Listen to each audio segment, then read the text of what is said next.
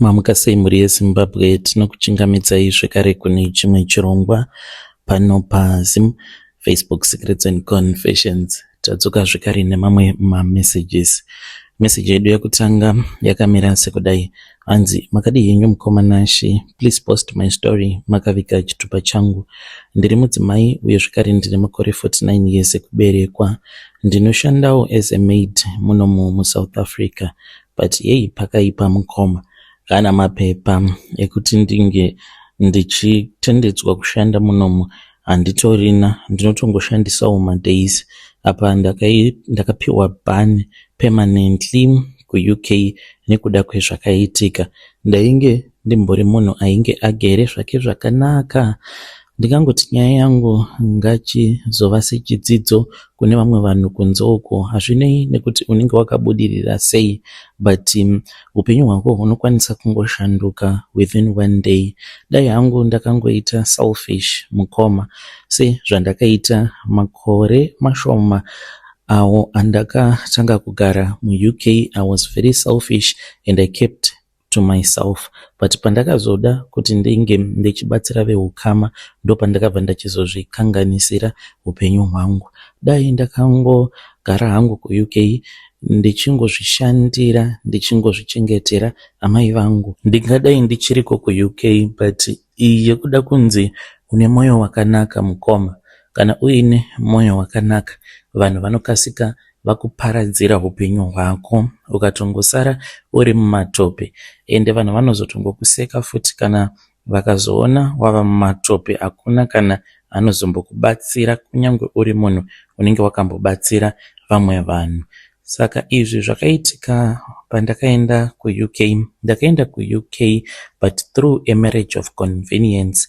Ndakabatsirwa nebest friend yangu uyo wandakadzidza naye at the same university.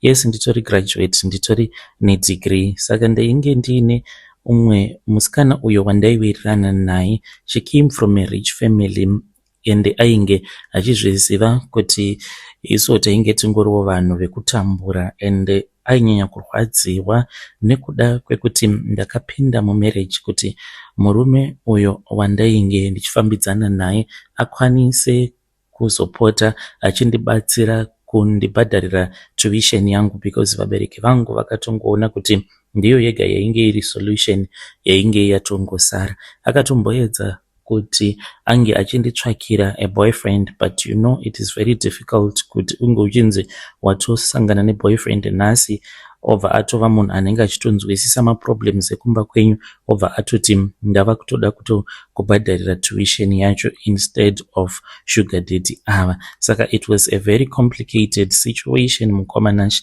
Ndakabva ndachizoroorwa nedhara riya rainge richindishungurudza apa, rainge riine vakadzi zvekare vakawanda. Saka vabereki vangu vakangoti vongoshingirira nekuti ndiye munhu pari zvino anokwanisa kutotibatsira. Ndakagara mumarriage iyoyo mukoma until ndichizograduate. Ndikaona kuti ndainge ndisingachakwanisi kuti ndirambe ndakagara nemunhu iyeye, ndokubva ndachizosiyana naye. It was a big mess. Saka by then shamwari yangu ainge atobuda munyika, ainge ava kuUK. Takaramba tichingotaura.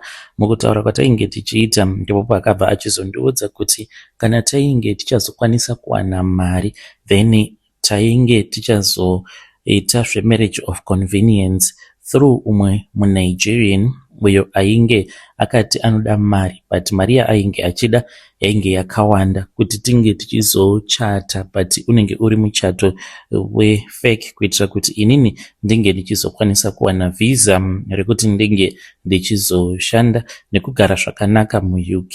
Saka iye akati kana asina mari yakawanda ndinoda kuti anga achizoya kunoku, kana auya kuno anoshanda achindipa mari yangu for at least 1 year, anenge achindipa about half of a salary. Mukomanashi, even though it was a very bad deal, but ndakaona kuti zvainge zviri nani kuti ndinge ndichikwanisa kuzobuda muZimbabwe.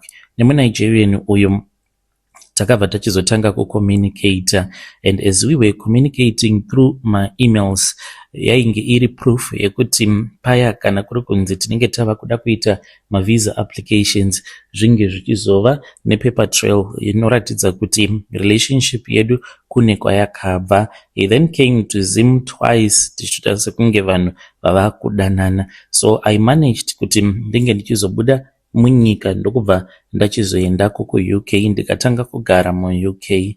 So my only focus was my mother, even though ndainge ndisina kurasa dzimwe hama, but munhu wandainyanya kufocusa paari ndiamai vangu. Handina kunge ndakaziva kuti my cousin sister pose apo paainge achikumbira mari ndichimudza kuti handina mari, ndainge ndichitogadzira godo neruvengo pakati pangu naye uye zvekare naamai vake. Handina kunge ndakaziva kuti vainge vari munhu ainge akatondimaka nerweseri. Pane mamwe maincidents akamboitika apo pandainge ndichiriwo mwana mudiki, ndaiti ndikamboenda ndikandogara kumba kwavo ndaiona kuti treatment yavaindipa kana kuri kunzi tinenge taendako tiri vana takawanda, inini ndaipiwa imwe treatment yainge ine kamwe kakungorwadza so saka ndaingoti zvimwe kuda nekuti sezvo ndainge ndiri nemunhu mukuru pavana vose avo vanenge variko ikoko patinenge tiri kuholiday, ndokusaka vainge vachindipa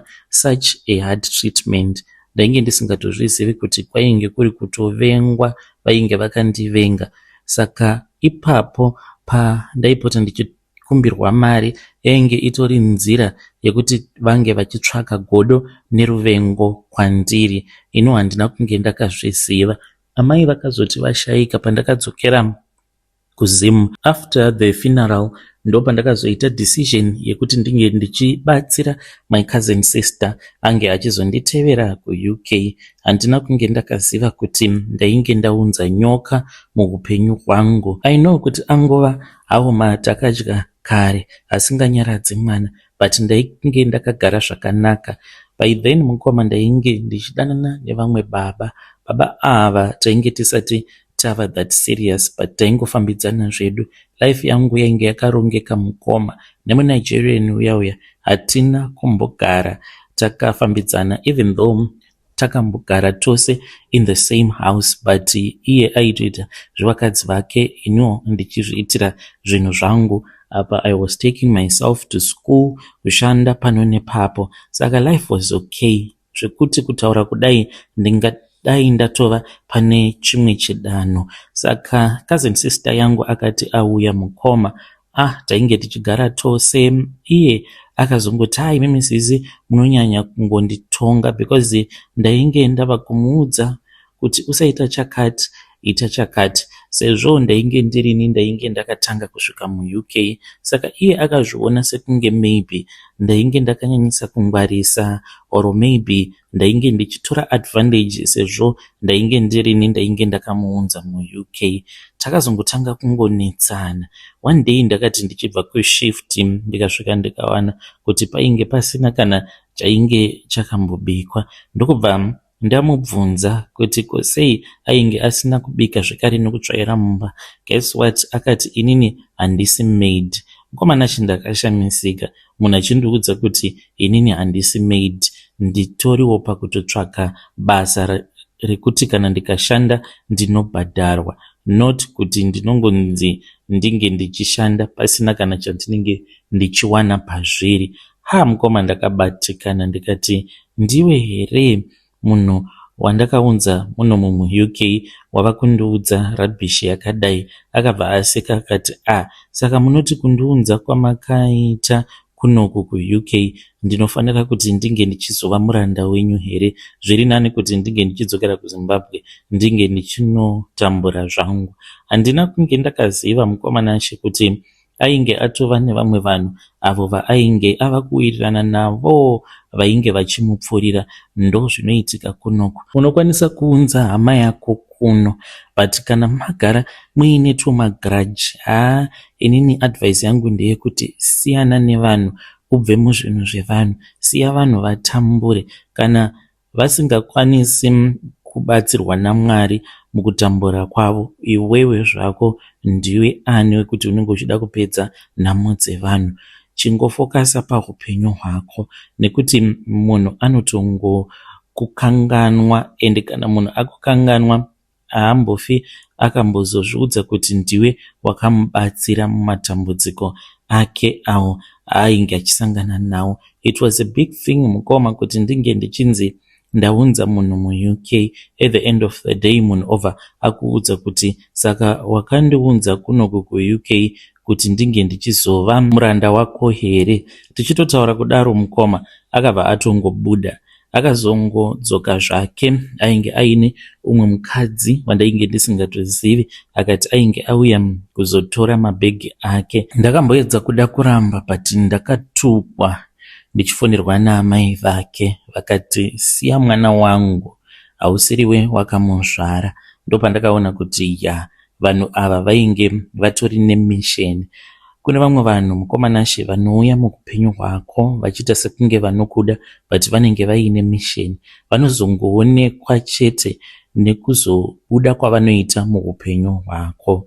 Ndo zvinozoratidza kuti munhu iyeye akauya mukupenyu hwako aine misheni here kana kuti asina misheni. Kana munhu ainge akauya muupenyu hwako asina misheni, kunyange zvinhu zvikanzi zvinenge zvaoma, munhu iyeye anongoramba ari around. Asi kana ukangoona munhu achiti pazvinenge zvaoma paya, paanenge aona kuti munhu uyu ndamudonhedza manje, haachambofi akamuka, anobva atongoenda, ende hauzombofi wakamuona zvekare mukupenyu hwako. Upenyu hwakaramba huchienderera kumberi mukomanashi. Nerimwe zuva ndakati ndakatogara zvangu, ndo pandakangonzwa knock padoor, ndikabva ndaona kuti ainge ari mapurisa eimmigration.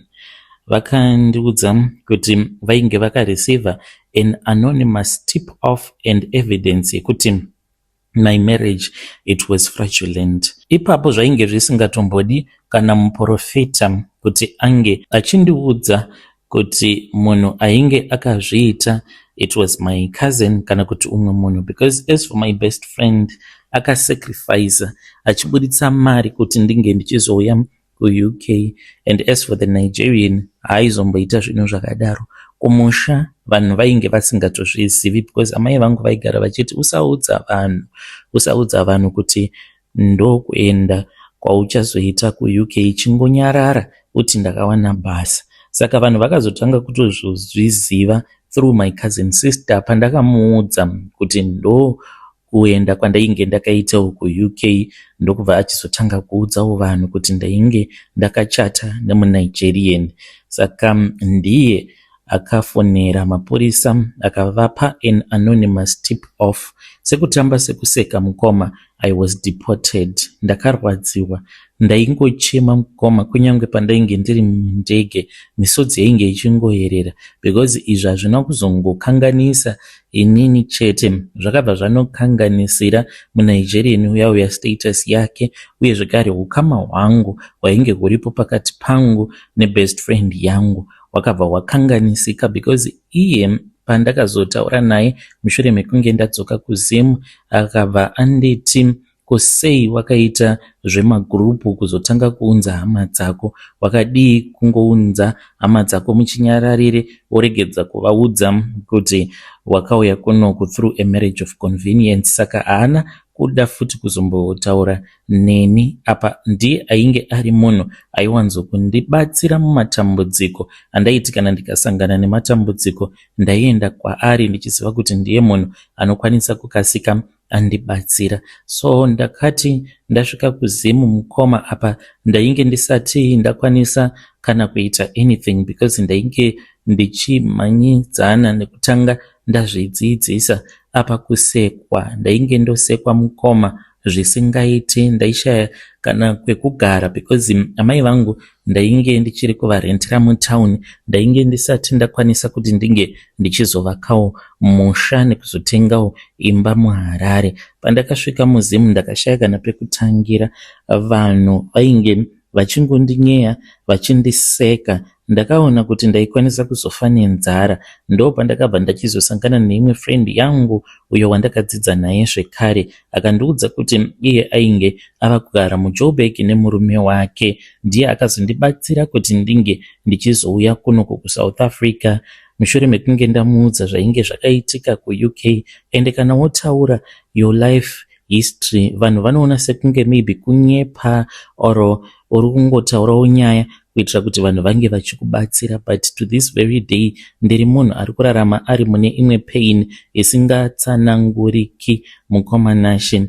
Ndainge ndimbori munhu ainge achitozviraramira life yake yakanaka ndisinganetsani kana nevanhu, but yandakatambwa cousin sister yangu I will never forget. Munoziva mukomanashe pamba pandiri kushanda ndinopiwa 4,000 pamwedzi. Imari yandaishandisa kutenga kana coffee kuLondon pandainge ndigereko ikoko. Iniwo ndinongoti yambiro yangu, privacy ndiyo key yako yekuti urambe uchirarama upenyu hwakanaka kana uri mudiaspora. Usambofa wakaudza kana dzingava dziri hama dzako kuti uri kugara sei, uri kurarama sei. Usambofa wakaudza munhu kuti wakapinda sei muUK kana kunyika kwauri ikoko. Vanhu vanokuda kana uchivabatsira, asi vanokuvenga kana wavabatsira wavayambudza, ndo pavanobva vachizotanga kukuvenga. Ndinochema mazuva ose mukomanashe, asi kuchema kwangu hakuna zvakunobatsira, kungochema nekuda kwekuti angova matakadya kare asingagone kunyaradza mwana. Handichatotendedzwe kuti ndinge ndichitsika muUK nekuti ndakapiwa a permanent ban.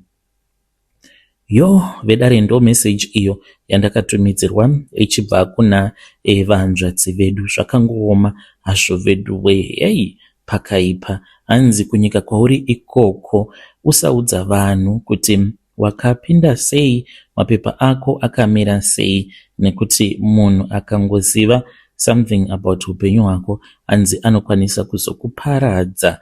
Zvakangooma. Ngatitaurei navo mucomment section. Rekedzei tibva taenda panyedu inotevera. Nyedu inotevera yakamira sekudai so. Hanzi makadi zvenyu mukoma, please post my story makavikawo chitupa changu. Ndauya pano ndine confession yangu yandiinayo uye zvekare yakamira sekudai. Ininiwo ndiri murume ndigere muno munyika yeSouth Africa.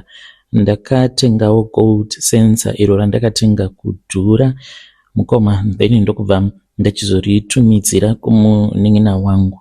Ndakashandisa mari which was close to 100,000. Gold sensor iroro rainge rakatosiyana nemamwe masensor avo anenge ari cheap, and ndainge ndakatoudzwa neumwe murungu kuti kana ndichida gold sensor rekuti kana tikapinda naro mufield rinonosensa zvechokwadi, uye zvekare rainge riine kamera rekuti kana mukachera zviya maikwanisa kuzoshandisa kamwe kafiber optic uchitoona kutoti chii chinenge chiri muvhu, at least up to 5 meters going underground kana machera. Saka mukoma, pandakati ndaudza mudzimai wangu kuti ndainge ndichida mushini iwoyo which was around $5,000 makore acho iwawo, mudzimai wangu akaramba akati kwete, hazviiti kuti tinge tichishandisa mari yakawanda kudaro kuti tinge tichitenga sensor. Mari iyoyo tinokwanisa kutoishandisa kuti tinge tichivaka zvedu musha, tototenga zvipfuwo zvedu, because akati pamari iyoyo which was around 100 and something thousand, because makore acho iwawo $, rainge riine power kudarika rand. Saka akati kana tikatora kana 30,000 tovaka kana ka2 kana kuti ka3 room kedu, then totora imwe 30,000 totenga zvipfuwo zvedu, then imwe inenge yasara tochitsvaka business tombotora kana 10 tobva tambotanga business. Tikaona kuti zvinenge zvichifamba zvakanaka toramba tichingowedzera stock apa tiine imwe mari yatinenge tiinayo mumasavings. But ini semurume ndakabva ndachizoita nharo, because ndaizviudza kuti kana ndikangokwanisa kungoita mushini iwoyo ukangosvika kuzimu, upenyu hwedu hunobva hwachinja. Mistake yandakaita, ndakafungidzira kuti munhu wose anonzwisisa nhamo yako. Kune vamwe vanhu vasingatozvinzwisisi, zvisinei nekuti munenge muri vana vanyamunhu. Vamwe vanhu havatozvinzwisisi, zvekunzi takakura tiri vanhu vanotambura, ende hatidi kuti vana vedu vange vachizokurawo vachizova vari vana vanenge vachitambura. Ndiwe wega unenge uchitongozvinetsa, but vamwe vemumhuri vanenge vatori comfortable nenhamo yavo yavanenge vainayo. Saka kunyangwe mudzimai wangu ainge achindirambidza achiti ini handidi kuti tinge tichitambisa mari, tinge tichinzi tinotenga mushini we$5,000 US tichiregedza kuvaka kumusha. Saka ndakabva ndangoita zvainge zviine nharo mukati, sezvo mari yainge yagara iri kumurungu. Murungu ndiye akazoenda ndokubva achizononditengera mushini. Ipapo tainge tisati tava kugara muJoburg, pari zvino tiri kugara kunoku kuDiepsloot. Makore acho iwawo tainge tichigara kuLimpopo ndichishanda pane rimwe prazi. Saka murungu akati aenda kuGauteng ndokubva achizotenga mushini, akabva achizondiwinzira mushini uya. Ndakataura neumwe murume uyo wataigara tichibatisa, ndikati mushini wangu haungamboende uri wega. Ndokubva ndakwira mutraki rake, ndini uyo ndakananga kumberengwa. Pandakasvika kumusha, ndakataura nemunin'ina wangu, tikatoita kadare kemhuri, tikatotaura tose. Munin'ina wangu ndikamuudza zvandainge ndichida kuti zvinge zvichizoitika. Ndokubva ndadzoka zvangu kunoku kuSouth Africa. Ndadzoka every day, ainditumira mavideo call, achitondiratidza kuti ainge ariko kumakomba, achiti zvinhu zviri kufamba zvakanaka. Saka ainge achingondipa mapromises kuti zvinhu zviri kufamba zvakanaka, zvinhu zviri kufamba zvakanaka. Vakomana vatanga kuchera here? Sofa hatisati, sofa hatisati. Akabva achizongoti zii, ndokubva achizonditumidzira voice note akati, mukoma, goridhe raramba kubuda, meshini yaita fault, ndiri kutoda mari yerepair. Apa mari ndainge ndisina, mukoma Nash. Handina kunge ndakaziva kuti munin'ina wangu ainge akatoronga nemakorokoza mushure mekunge asenza, akaona kuti paainge asenza pairatidza kuti painge paine goridhe rakanyanyisa.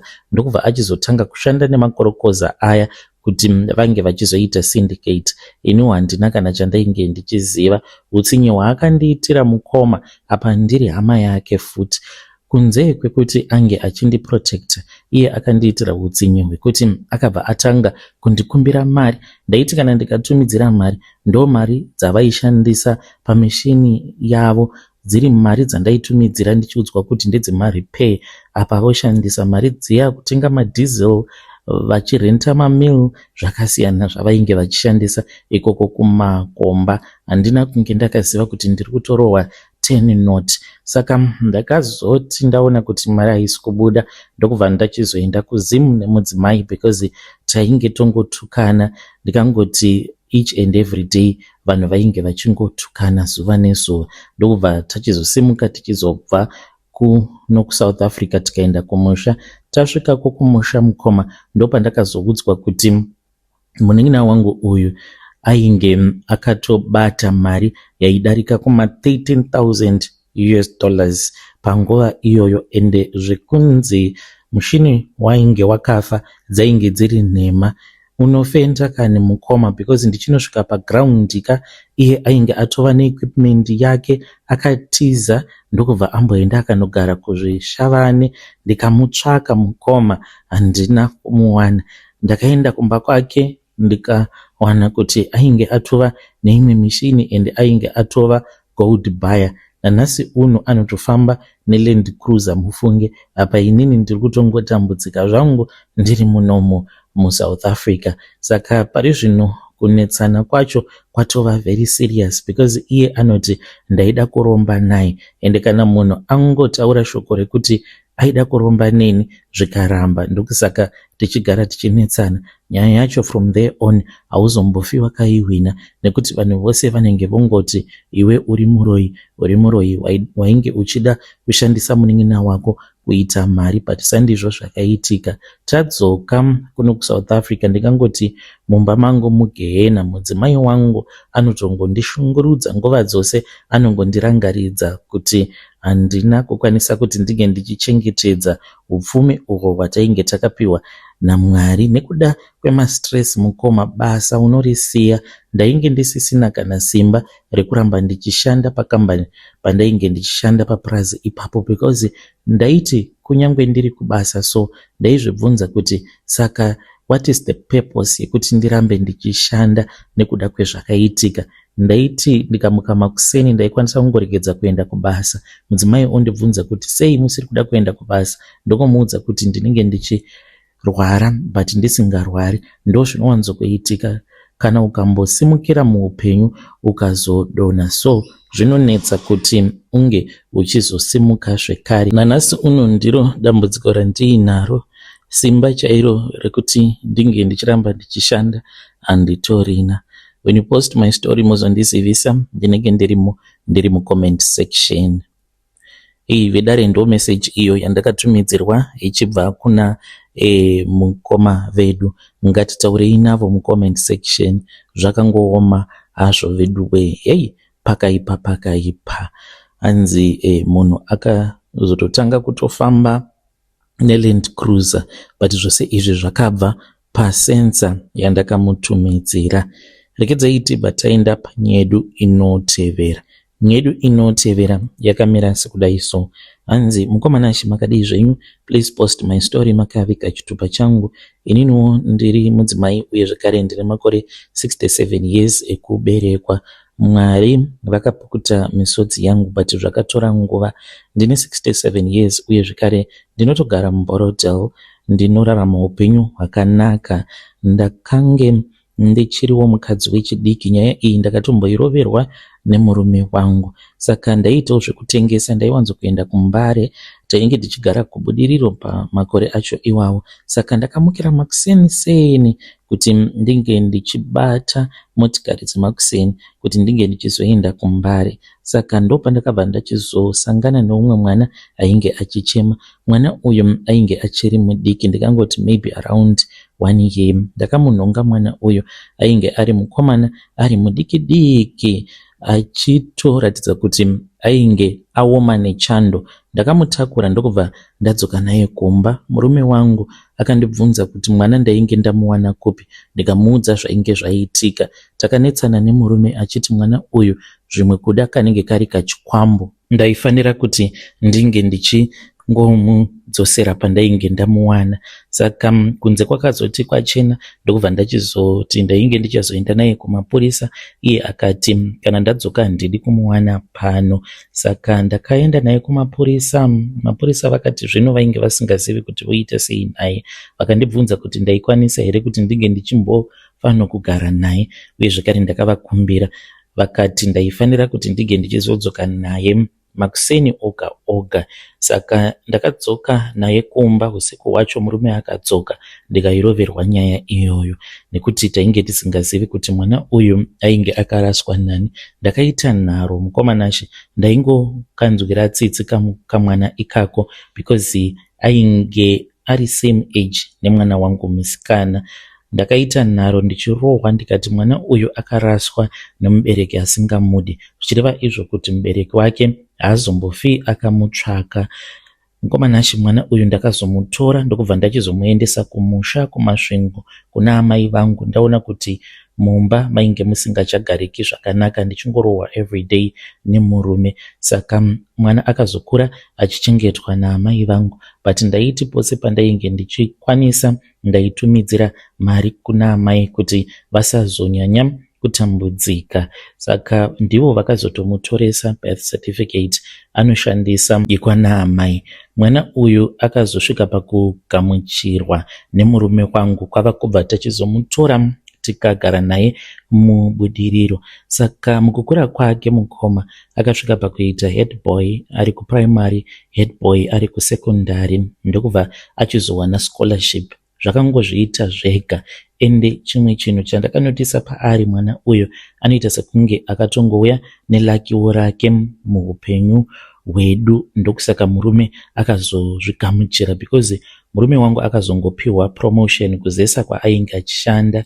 mwana uyu aingowana mascholarship kubva ari kusekondari. Taingosangana nevanhu vaingoti mwana uyu ari very bright, ndoda kuti ndige ndichimubhadharira school fees yethis term inotevera towana umwe munhu. Saka zvaingozviita zvega. Saka akazowana scholarship yekuenda kuuniversity, akaenda kuAmerica kunodzidza zvinhu zvavo zvemakombiyuta.